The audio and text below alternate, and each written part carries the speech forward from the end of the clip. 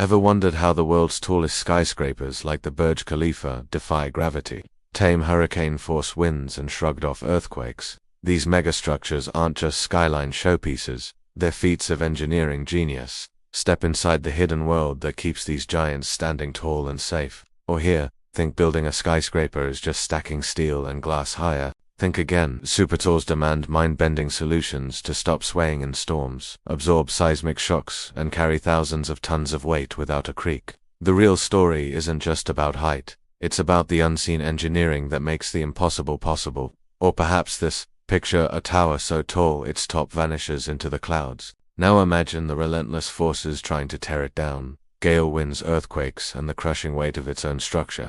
For the engineers who build supertalls, this isn't a nightmare. It's a challenge they've mastered with astonishing innovations. Whether it's taming extreme weather, keeping occupants safe, or ensuring the structure doesn't collapse in on itself, these are the stories that make skyscrapers possible. From the bottom to the top, every level of a skyscraper presents unique challenges that architects and engineers have to solve. At the base, the structure must be anchored to the ground, literally. In areas prone to earthquakes like San Francisco and Tokyo, engineers must design foundations that can withstand tremors that shake the city. This often means digging deep into the earth to reach stable bedrock and reinforcing the structure with steel and concrete. As the building rises, the challenge of wind becomes critical. At the 70th floor and above, buildings begin to sway. And as they ascend further, the movement becomes more pronounced. Imagine being in a car at the top of a skyscraper during a storm. That's why architects incorporate features like tuned mass dampers, essentially weights that counteract the building's movement, and flexible joints that absorb wind energy, reducing the sway. And let's not forget the views.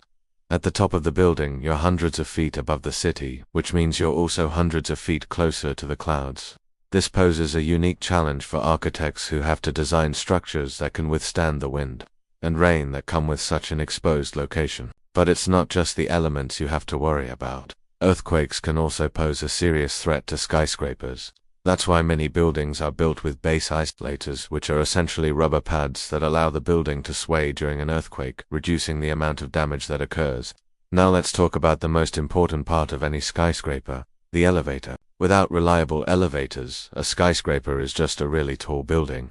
That's why elevator systems are one of the most complex and crucial parts of any skyscraper.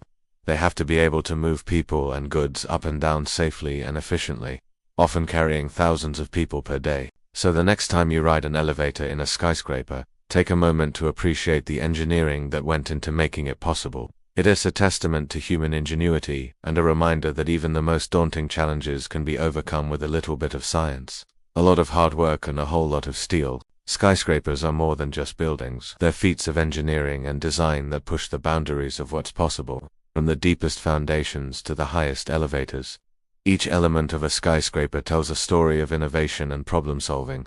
So keep looking up, because the view from up here is just the beginning.